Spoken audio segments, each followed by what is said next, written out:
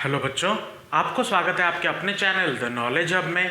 आज के वीडियो में हम बात करेंगे न्यूक्लियर एनर्जी की। अब इससे पहले हमने क्या देखा था कि कोई भी गामा पार्टिकल हो या फिर गामा रेडिएशन हो, अल्फा पार्टिकल हो, बीटा पार्टिकल हो, जब वो निकलता है न्यूट्रॉन से, क्यों निकलता है? क्योंकि उसके वो ज़्यादा न्यूट्रॉन अगर हो जाता है तो वो निकल जाता है। अब ज़्यादा न्यूट्रॉन होने से वो निकल जाएगा। अब अगर वो निकल जाएगा तो ऑब्वियस सी बात है उसके मास में कोई ना कोई चेंजेस आएगा। ये चीज़ को स्टडी किए हमारे आइंस्टाइन साहब ने, बहुत बड़े साइंटिस्ट थे। उनका ये जो एक ये आपका देख रहे हो ना, ये जो चीज़ पढ़ाया जा रहा है रेडियो एक्टिविटी, इस पे बहुत सारे चीज़ें हो सकती है, बहुत सारा एनर्जी मिल सकता है और बहुत कुछ इससे स्कोप है। तो अगर आप ये वीडियो देख रहे हो तो स्टार्टिंग से एंड तक देखिएगा। आपको पढ़ाई के साथ साथ इसके साथ और बहुत सारे नॉलेज मिलेंगे जिसको आप यूज़ करके बहुत, आज नहीं तो कल जब आप बड़े बड़े साइंटिस्ट बन जाओगे या कुछ बन जाओगे तब आप उसको यूज़ कर सकते हो। तो वो जो हमारे साइंटिस्ट थे आइंस्टाइन साहब, उन्होंने एक फॉर्मूला बोला या फिर एक चीज़ बोला था कि E = डेल्टा mc²। यहाँ पे बोला जाता है mc², लेकिन उन्होंने क्या बोला था? चेंज इन मास। तो मतलब उन्होंने क्या बोला, अगर हम कोई भी बॉडी को, हमें जैसे पता है जनरली, अगर मैं कोई भी बॉडी को ट्रैवल करवाता हूँ with a particular velocity, then उसमें उसके बॉडी में या फिर उस बॉडी जो मास है वो कभी चेंज नहीं होता। लेकिन आइंस्टाइन साहब ने जब बोला कि अगर किसी मास को या किसी बॉडी को हम लाइट के स्पीड के मुकाबले अगर चला दे तो उसमें मास चेंज हो जाएगा और वो जो मास चेंज होगा वो चेंज होके एनर्जी बन जाएगा। उन्होंने ये चीज़ कहा by using this formula E = delta mc²। अब अगर हम मान ले यहाँ पे जो c है वो लाइट का स्पीड है और डेल्टा m है जो मास है। अब अगर मैं एक छोटा सा मतलब एक बेसिक अंडरस्टैंडिंग करूँ, हमारा स्पीड ऑफ लाइट कितना होता है? c = अराउंड 3 × 10⁸ मीटर पर सेकेंड ये होता है।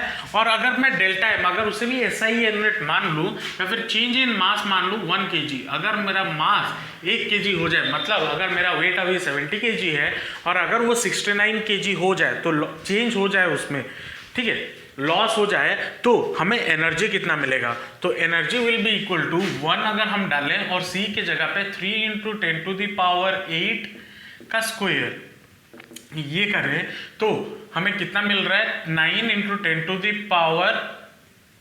10⁻16 इतना जूल, क्योंकि ऐसा यूनिट में लिए थे, इतना जूल मिलेगा।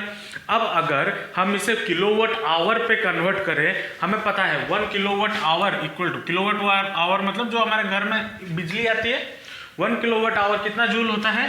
3.6 × 10⁻, लगभग 6 जूल इतना होता है।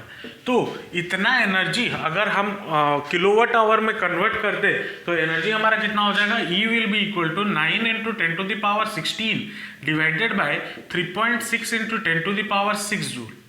अब इसको अगर हम सॉल्व करते हैं तो लगभग हमें कितना मिल जाएगा? 2.5 × 10⁻10 किलोवाट आवर। इतना एनर्जी हमें मिलेगा अगर हमारा 1 kg मास लॉस होता है, ठीक है।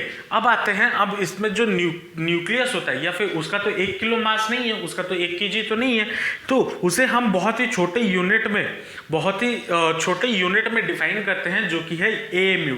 तो 1 AMU इक्वल टू कितना हो जाता है? 1 AMU इक्वल टू होता है लगभग आपका 931 MeV, 931 मेगा इलेक्ट्रॉन वोल्ट, ठीक है। अब अगर सोचिए, अगर 1 kg मास में इतना आ रहा है तो छोटा सा न्यूक्लियस में अगर हम कुछ चेंजेस करवाते हैं, उसके मास में चेंजेस करवाते हैं, तो उसमें से कितना एनर्जी हमें मिल सकता है। तो इस एनर्जी को हम कहाँ कहाँ यूज़ ना कर सके, तो इसी के बेसिस पे, इसी के फंडे पे अब न्यूटन साहब ने ये तो नहीं बोला था कि आप जाके बॉम्ब बनाओ, न्यूक्लियर बॉम्ब बनाओ। ये उन्होंने किस मेंटेलिटी से ये चीज़ को बनाया होगा कि हमें एनर्जी की कमी नहीं होनी चाहिए। लेकिन आजकल इस चीज़ों को, न्यूक्लियर एनर्जी को बहुत गलत तरीके से भी यूज़ किया जाता है, लेकिन उसका बहुत सारा अच्छा काम भी है जिसको हम बाद में धीरे धीरे पढ़ेंगे। तो ये था आपका basic concept of nuclear energy. Nuclear energy क्या होता है? जब न्यूट्रॉन या प्रोटॉन, कोई भी अल्फा बीटा गामा अगर चेंज होता है, मतलब न्यूक्लियस में चेंज होता है, देन न्यूक्लियस में चेंज अगर होता है तो उसमें से हमारा एनर्जी मिलता है, जो जिसका अंदाजा आपको लग पा रहा होगा कि कितना एनर्जी है। और ये 1 AMU आपका क्या हो गया, 1 atomic mass unit equal to 931 mega electron volt. इतना एनर्जी हमें वो देता है, मतलब 1 AMU का मास, AMU का मतलब क्या होता है, 1 पार्ट ऑफ कार्बन एटम। हम पता है 1/12 mass of 1 atom of carbon 12, ये पता होता है। तो 1 AMU equal to 12th part of 1 mass of carbon atom. अगर उतना छोटा भी हो जाए तो हमें उसमें से 931 मेगा इलेक्ट्रॉन वोल्ट का एनर्जी मिलेगा। अब हम बात करेंगे जो नेक्स्ट वीडियो आपको मिलेगा, मैं तो ये बस छोटा सा वीडियो बनाना चाहता था कि इसमें आपको जान लो न्यूक्लियर एनर्जी क्या है। जो नेक्स्ट वीडियो आपको देखने को मिलेगा वो होगा न्यूक्लियर फिजन और फ्यूजन के ऊपर, जो कि बहुत ही इंटरेस्टिंग है और बहुत ही अच्छा वीडियो है। तो वो वीडियो देखने के लिए चैनल को सब्सक्राइब जरूर कर दीजिएगा और लाइक जरूर कर दीजिएगा, क्योंकि अगर ये वीडियो अच्छा लगा तो लाइक कर दीजिएगा और सब्सक्राइब कर दीजिएगा, ताकि जब न्यू वीडियो आए तब आपको नोटिफिकेशन मिल जाए और आप अपना पढ़ाई कंटिन्यू कर सको। तो आज के वीडियो में इतना ही रखते हैं, मिलते हैं नेक्स्ट वीडियो में। तब तक के लिए ऑल द बेस्ट, जमकर पढ़ाई करते रहिए। Thank you.